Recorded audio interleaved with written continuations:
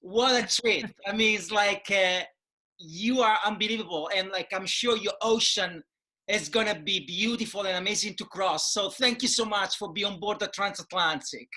Oh, I'm glad to be aboard. So look, we believe that each of us is an ocean of erratic thoughts and wild feelings. You are at the helm of a movement that is shaping the industry. So I'm very excited today to cross your ocean. I would say, let's go through it, through the 7 Seas interview, and let's see what we can do to our audience, okay? Sounds good. Okay, good. First question. Skin lesions appearing on a sunflower marine star are the first signs of global warming affecting the ocean. It's a clear, strong sign of imbalance. However, it is accepted as this is how things are.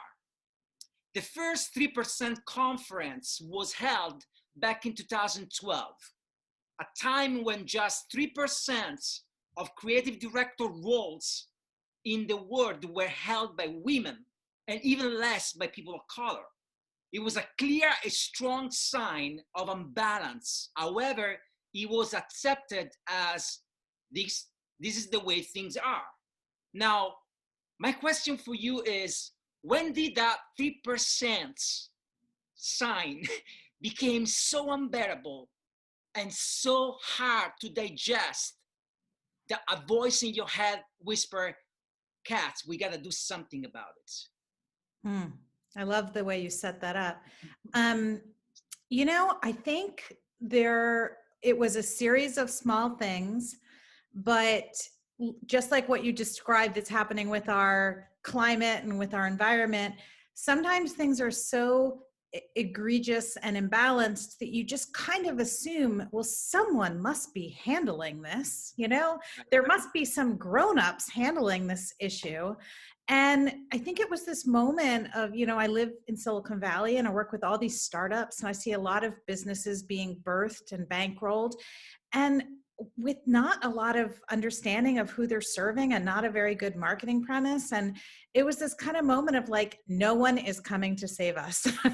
Like no one is going to make this issue better unless someone puts, a dedicated effort behind it. And it was kind of a slow realization that maybe I was that someone, if this was something that I had been watching and kind of bemoaning for so long. And yet I also thought, well, what skill set would it take to change that?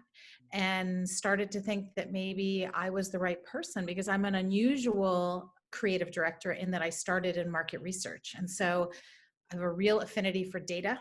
And a lot of these conversations, especially at the onset of 3%, were data driven, made people care, because it's like, let me tell you, if you really want to get rich, no matter what you're selling, I have a really great idea for you that is painfully obvious, which is don't leave women out of the equation. And so it was really just a slow frustration and kind of simmering resentment, and then a realization that no one is going to make this better unless I put some skin in the game.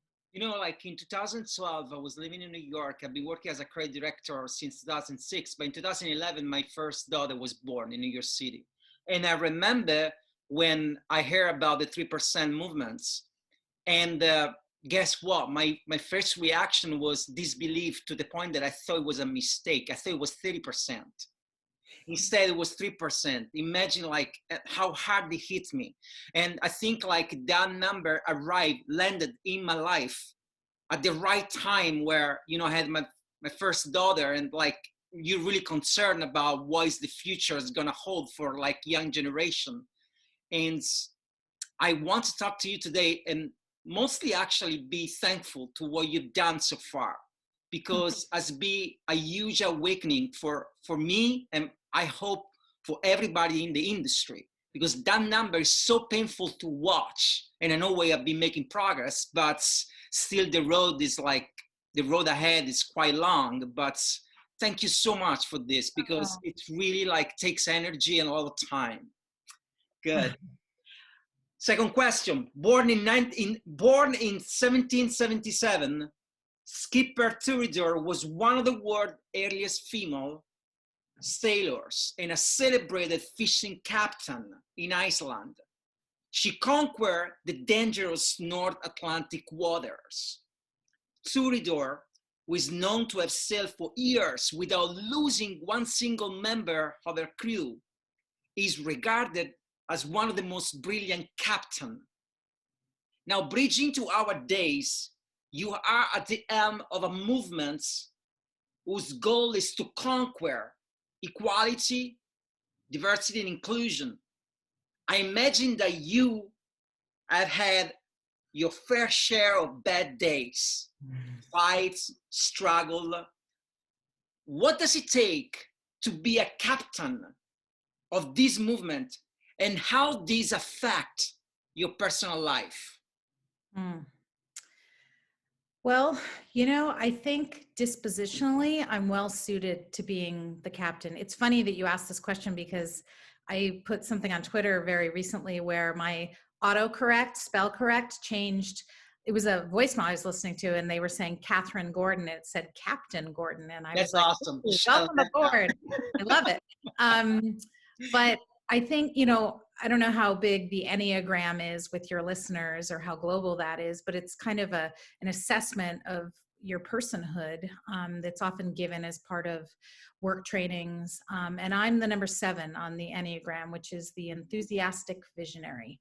I am all about what's possible. That's just the way I'm wired. I think a lot of these things are inherent in how we are born. Like your daughters probably already are something on the Enneagram and will become more of that. And so it is a challenge because when I think about all of the different communities we serve, they all have unique needs. So, we've got the creative community. We have tens of thousands of members in our movement. So we've got everything from junior art directors and copywriters to CEOs of holding companies that are part of this community. So, and they all have different roles to play in bringing about the change that we all crave. Then we've got sponsors. These are companies increasingly in tech and media that are involved in our movement because they believe in it, but also because they want to poach talent from, other industries where diverse creatives are present. They have a unique set of needs from the 3% movement. We have students and educators, which are an increasingly huge part of our crusade. A lot of people that are teaching copywriting, art direction at the university level and beyond, they've been out of the industry a long time. And it's important that they're aware that they're young creatives of talent that are of color or female have a clear path to leadership and to not discourage them or try to sideline them into account management or somewhere else. So all of these different groups have different demands on the movement to support. And so I think to be a captain of this movement, you have to be highly adaptive. You have to be one part optimist. I would actually say I'm probably 2 parts optimist and 1 part realist, because you don't want to sugarcoat the progress. It's real, the progress, which is great and keeps people motivated, but then there are setbacks and you just have to keep recalibrating. And so it's funny, I often say I'm kind of an accidental entrepreneur. When I told you about the moment I just wanted to do something, I just wanted to convene a 1-day conversation, literally in 2012. And it blew up in the most beautiful way. But it was kind of like, oh, I guess we're doing this. Oh, I guess I'm closing my agency. Oh, I guess I'm traveling on the road with this message. And it was just really paying attention to the appetite globally to address this. And as we get closer to parity, the vistas change. It's important that not only white women are prospering, not only young women are prospering, not only non-mothers are prospering. We need every kind of creative that wants to contribute at the highest levels to have the world set up for her. And so that's what it's like captaining. It's every day is different. That's awesome. It must be fascinating, though. And I gotta say, that cocktail of 2% of like optimism, 2 parts of optimism, 1 part of reality. It's awesome. I tried to drink that cocktail, man, but was like pessimist always like comes in for me. Really? Oh, you're not seeing I mean, pessimist. I like, it's like I'm Italian. We used to complain all the time. It's like, but Yeah. this is awesome. I really love this. Anyway, third question. 97% of Earth's water can be found in our ocean, and 3% it only can be found somewhere else. The imbalance of these stats, that only like 3% of water is somewhere else and not in our ocean, bring me back to the earliest movements of the 3%. Now, with your help, with your time, your energy, your vision, you brought this number from 3% to 11%. It might be not the latest number, but it's like the 29%. 29%. Oh my God. Yeah. So a huge progress.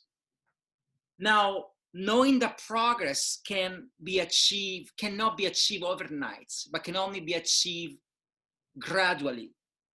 What's the very next milestone you have set for yourself and for the movement? Mm. You know, it's less a number. I mean, obviously we're chasing 50% and we're getting there. Right. It's much more about systemic change. I mean, if you think about the building of a movement and going back to 2012, it was about awareness and community building and just getting enough people to raise their hand and say, I care about this also, and to give those people really frictionless ways to convene and to make change. Now that we're in year 10, we're planning our 10th conference. It's really looking at the things that the systems inside the machines that really have been slow. Those are the last things to change. I mean, you see that in government, you see that in any kind of big body organization. They just don't change overnight. And I'm talking about things like parental leave. I mean, what's happening I don't know what it's like in Italy, but in the US right now, mothers are suffering so terribly with COVID in terms of loss of employment, loss of childcare help. They can't even rely on grandparents or nannies. They're homeschooling. It's criminal what is happening, especially to women. I mean, men are also impacted, but if you look at the data about who's losing their employment, or it's women. And so in a way, this is just a real accentuated view of something that isn't that great, even in a non-pandemic world, is how do we support caretaking? That's a systemic change that has to happen in all companies, but especially in creative industries. We have to look at things like, why is Black talent not leading? I mean, I feel like a broken record. I always state this stat, but in America, Black women are the most educated demographic of any, and they have the highest stated desire to lead. Black women, they are educated, they are ready, they want to serve, they're passionate, and they're just not reflected in the upper echelons of the Fortune 500 or of holding companies or ad agencies. That needs to change. How do we change that? How do we create truly anti-racist workplaces? And then, things like NDAs. I mean, every time I hear about someone who had a terrible experience inside a company and they're not at liberty to talk about it because they had to sign a non-disclosure agreement, Absolutely. nothing gets better until the truth is spoken and until people are accountable. I mean, it's so crazy making to see that almost every company has an HR handbook that states a zero tolerance, that term zero tolerance policy for sexual harassment, sexual abuse. But it's not true. If people are signing NDAs, that's hardly zero. That's a Absolutely. acceptance of bad behavior. And, I think about like all of the ways that agencies are slaves to new business, the unpaid pitches, like those things have to change. These are all systems that create an environment where not every type of person can thrive. Many people are scared out of the industry entirely. And so 3%'s next, 10 years are about what would it take to make systems change. I'm also very early in my own brain of thinking there needs to be a role where an executive creative director and a diversity and inclusion role are one. And I almost feel like I would like to be the guinea pig in my own experience. experiment, given that I've been a creative director and I've been a diversity professional for 10 years. And what would it look like if the entire creative process was rethought with an eye towards diversity and equity? It's not siloed in HR. It's not something that is dealt with like 1 month a year for Black History Month or International Women's Day. If literally the whole creative process is steeped in diversity and inclusion, because ultimately what you're saying is, if everyone feels like they belong, true belonging, true psychological safety, that's when creativity can take root. That's when people feel they're unguarded and they can bring all of their ideas to, forward. That's the next part of the 3% movement. Like your words are so important, and like actually lands very heavy on a personal level. My household, like, my wife is a digital media manager. We have 2 kids. We live in America, in the West Coast. She's having a hard time because our 2 kids are at home, 9 and 4. She has no time. She has no time at all. So what you say is exactly like describing like our situation. Black talents, like, I've been trying to use this little platform to highlight like some of the Black talents that we have. The most legendary one, I had like the luck of like, connecting with Bozuma and Jimmy Smith and Kwame, and they're gonna be like more like Black talents. And like, that's something like I do not understand. I truly do not understand why there is this lack of understanding of like, the brilliancy of these like, people of color. And then women, the situation of women in advertising. But I think like one thing that's resonate with me is like the systemic change. Just yesterday, before interviewing you, I wanted to truly like listening to something that's give me chill when it comes to movement. And I was watching again the TED talk of Robinson, the educator that, remember, it was downloaded 69 million times, that talk about how the school system is rigged.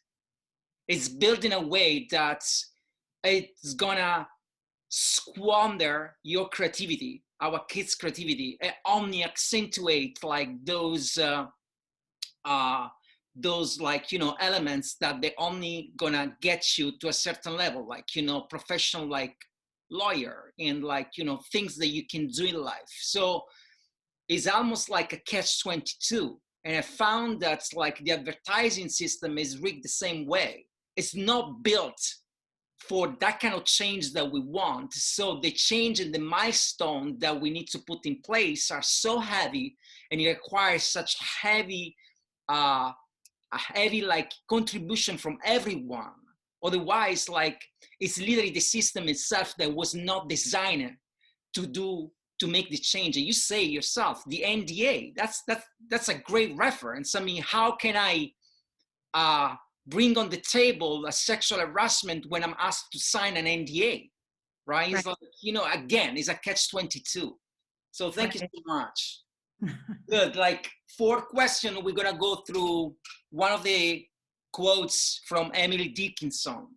She say, "Hope is the thing with feathers." He described hopes as a bird that perches in the soul. Emily Dickinson say that she has heard the bird of hope in the chillest land and on the strangest sea. The poem is a hymn to the human capacity for hope. Is the movement that you have created also fueled by hope?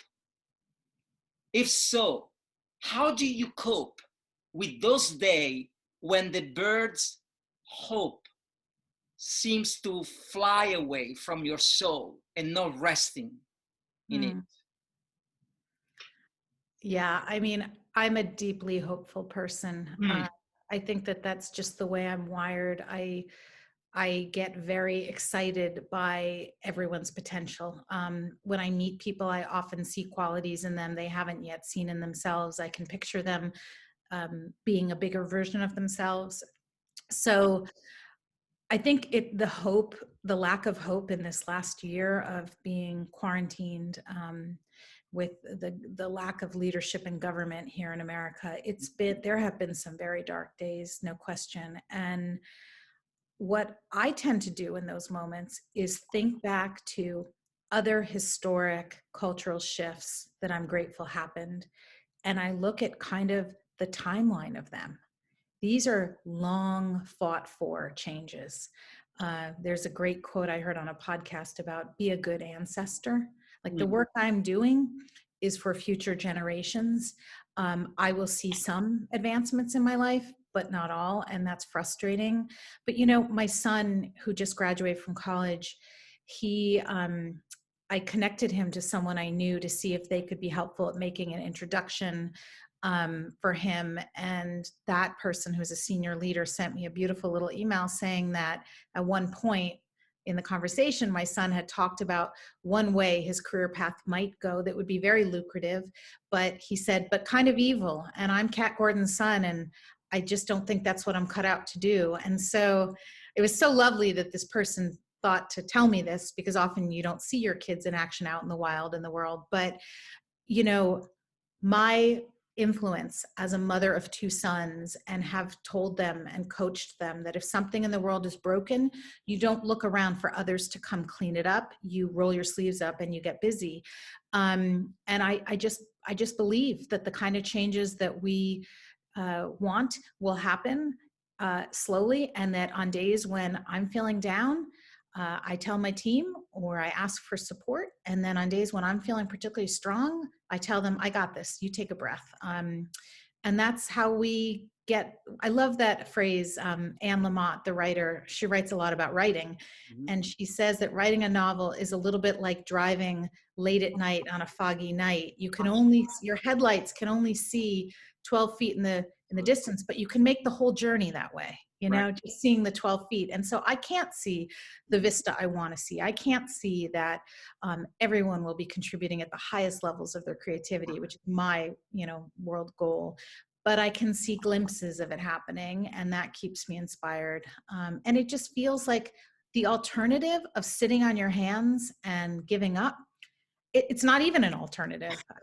I don't see that as an alternative. That's just not the way I want to live my life. Right. The way I deal with the pandemic since it started, like my 4-year-old has been asking a lot of questions. And so what I would do, I start this project called the Quarantine Diary of a Savage Kid.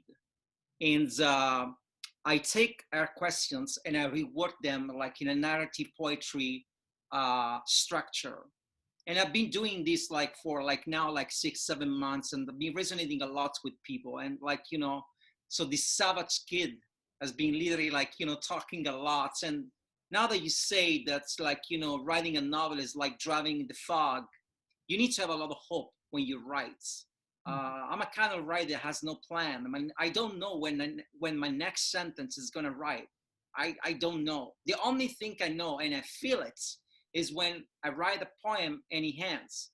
But from before, the second before it ends, I still don't know when it's gonna end. I do believe, for instance, talking about writing is the beginning and the end of a poem is one of the mystery that happen in a human brain. You don't know when the poem is gonna end, but you feel it. And I think it's all literally handled by hope. You hope that's inspiration is gonna strike. You hope that's word by word that you can go to the end and you can see the results.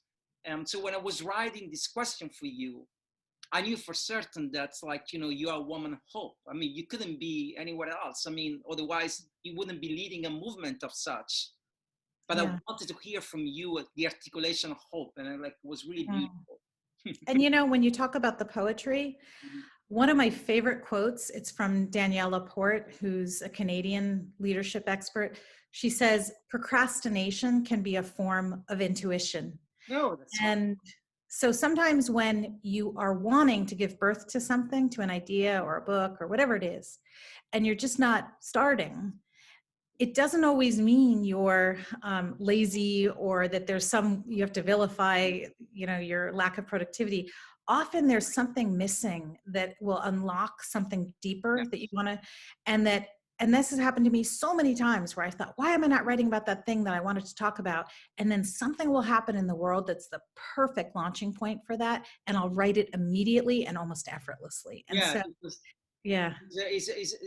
sometimes, very often is about timing as well, as you say, like you have it inside you, but it's not the right time for you to get on the paper and write it, or get in front of the computer and write it. And it's like, it's timing, right timing is something that govern and reign, like, the human life in any kind of field. Like, I love boxing, and I know, like, and like, it's a violent sport, but like it can teach you a lot. Like, your right timing in boxing is very important. You don't throw a punch unless you know that you're ready to do so. It's like writing a poem. You don't write a poem unless you have the right timing in you. uh, so timing is really important. So that's why procrastinating, that quotes that struck with you or resonate with you is so magical for me. Yeah. Fifth question. The United Nations recognize June as World Ocean Month, with this year theme being like gender and the ocean, bringing to light how marginalized gender communities, particularly women, are in leadership positions in marine policy, research, and seafaring. United Nations Women reports that only 38% of marine scientists are women. The women make up nearly half of the global marine workforce, but are paid an average of 64% of men wages in aquaculture. And of the 1.2 million seafarers on Earth, only 2% are women. Now, I was wondering if you ever thought of recognizing and celebrating a specific month in the year calendar for the 3% movement to raise further awareness on the gender issue and the gap. I devote every single day of the year to that issue, and I think everyone should. And gender does not equal women. Gender equals all kinds of gender expressions and includes men in wanting to dismantle systems that keep us all small or in boxes of what's allowed. So to me, like, let's take International Women's Day as an example. And I'm very vocal about this every year. It's always in early March. It doesn't change. It's not a leap year. Like, it shouldn't catch you by surprise. And invariably, I get a series of emails at the 11th hour from agencies that are scrambling to do something. Same with Black History Month. And I'm always amazed at how little they've invested in truly talking to the women inside their companies. What do they need? What would support look like? What do they want to celebrate? How could they put some budget behind it and make something really meaningful? And I was actually really delighted this year to be invited to, on International Women's Day, to address the Royal Bank of Canada, which and I had a call with them and their leadership. I was really impressed with the programs they have in place every day of the year, and they're celebrating on International Women's Day. I'm coming to address them. That to me is what it looks like in action. It looks like it's not a one-off. It's not a standalone. I mean, think about it like an ad campaign, Gender is not a small issue. Gender is, and increasingly as we're, it's a issue and something that we need to pay very much attention. And I found there's also something that needs to be elaborated with ourselves, within ourselves. Just recently, in my LinkedIn title, I add the pronouns. And you know what? It might be stupid or crazy, but I came to that decision after an entire year of thinking about it. I wouldn't say almost every day, but very, very much often. It wasn't just overnight that I put that pronouns. I had personal experience, friends and family. I share my experience. I understood. I tried to understand. I studied, and then finally I made that decision. So it's true, as you say. It's like it's something that needs to require every single day of our life. and it's not just women, as you say, gender. Gender is like a universe that's, unfortunately, we don't pay too much attention to it. Yeah. And, it is a small thing that you did, but you probably don't even realize how much you are signaling to people that are interacting with you or reading your profile, just a higher level of awareness around inclusion. And we've heard that certain companies that are doing all their recruiting now through Zoom because they can't bring candidates in, certain companies have put desired pronouns next to all of their people who are doing the recruiting, and they've had certain candidates choose to come work there because of that. They said, this signaled to me a greater degree of where I think I could express myself. So that's great. And I think, that's a small thing, a microaction. But microactions are the good ways to counteract microaggressions. For each microaggression, and there are thousands of them, there are microactions that we can take to signal that we don't want to live in that old world. We want to invent a new one. Absolutely. Great. I see the shore, and these are the 6 questions. In a boat, you have all the same problems that you have in the world, but very, very concentrated. Now, these wise and fascinating quotes come from Giovanni Soldini, and I proudly can say that it's considered one of the most important Italian navigator of the century. He compared 2 completely different universes, land and ocean. Now, as I was doing my homework and looking at your LinkedIn profile, and my pronouns, it reads, creative director turned social change entrepreneur. Now, what are the most important differences between these 2 universes? Yeah. Creative director turns social change entrepreneur. I just recently made that change to my LinkedIn, so I'm glad it caught your eye. I mean, a creative director is solving one problem that has a creative brief and a budget and has consensus among the client and the agency about what they're trying to accomplish. It's a pretty linear experience, although your creativity obviously can take you down some interesting paths. It's very, very different being a social change entrepreneur, especially if you have the enthusiastic visionary mindset that I do. You're trying to ask existential questions about, why are things the way they are? How could they be different? I mean, it's too big for even a creative brief. You're literally living a changing creative brief every single day. There's very often not a healthy budget to inform your work. But I'm a big fan of Mark Barden from Eat Big Fish. He has this book called A Beautiful Constraint, which argues that often in the absence of big budgets or kind of high visibility access, the most incredible creativity takes root, because you have to be scrappy and you have to figure out a way around the obvious, route that most creatives would take. And there's no end date. I feel like we made these t-shirts a few years ago for the conference, and instead of status quo, it said status quont. So we are challenging the status quo. Like, that's the creative brief. That's huge. That's like 1 million creative briefs in one. And so being a social change entrepreneur, you really have to be comfortable in ambiguous situations with no clear end date. In fact, there probably is no end date to my social change posture. That I like it. I feel good at it. It makes my life feel like it has a legacy that I'm leaving the industry better. But it's helpful to have been a creative director and now be a social change entrepreneur, because I know how to be persuasive with language. I know how to position things so that people get excited. I know how to be a copywriter to, get people excited about whether it's sessions at our conference or sponsorship opportunities. So I use every little bit of myself in this role.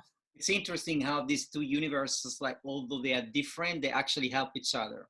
It's like you say that, like, you truly like learn your lesson from like the land. And then when you go into the ocean, like captain of these movements, you brought all those lessons with you, and now like you're performing better because of those lessons. So that's actually very interesting.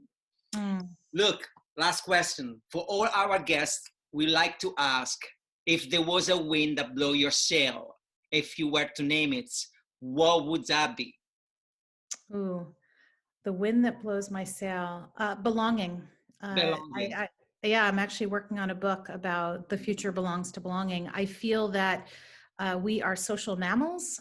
We need to belong to tribes and groups of people that care for us. And creativity is an act of vulnerability, and it's a team sport. And so the more we have places where we have a true sense of belonging, and I'm not just talking about people that look like you and like me, or that have a more conventional um, path into this Right. industry. I'm talking about everyone. Every single person on this planet is a creative soul. And you mentioned this earlier about how schools are almost not building creativity into the curriculum, or not valuing that as an attribute of their students. Every single person, they might express it in a different way than on the stage of an advertising agency, but make no mistake, every human being has creative impulses. It's a life force. And so belonging is the wind beneath my sails, because if we can get every person to feel a sense that they're in the right place with the right people to be their truest self and unlock their greatest contributions creatively, that will solve all the world's problems. And there are a lot of problems to be solved right now. So that would be my ship would be called SS Belonging. Oh my God, belonging. I love it. You know, uh, Jean-Paul Sartre, which was a philosopher, used to do this experiment with ducks in Paris. While walking down the street in Paris, he would leave crumble and have a flock of ducks following him, to show how like the last one that is left behind, uh, through the vision of the last one left behind, they will express like the sense of belonging. And I found the experiments that he used to do as existentialist philosopher extremely poignant. To this day, in fact, I always like to believe that when the Sopranos, like, David Chase, and the old Sopranos, like Tony Soprano, was always like looking at ducks, and always his curiosity was around ducks. I like to believe that David Chase somehow took inspiration from like this experiment of Jean-Paul Sartre. And I like to believe also that Alden Caulfield, like from G Designing, when he says like, where do the ducks go when Central Park? In the winter. Yeah. I don't know. I always think about belonging, and like the experiment that Sartre did. Anyway, look, thank you so much. I mean, I really enjoyed the conversation. It was like, something truly that I cherish, and I'm very excited to share this ocean with like our audience. So thank you so much, Kat. My pleasure. Thanks for having me. Bye. Bye.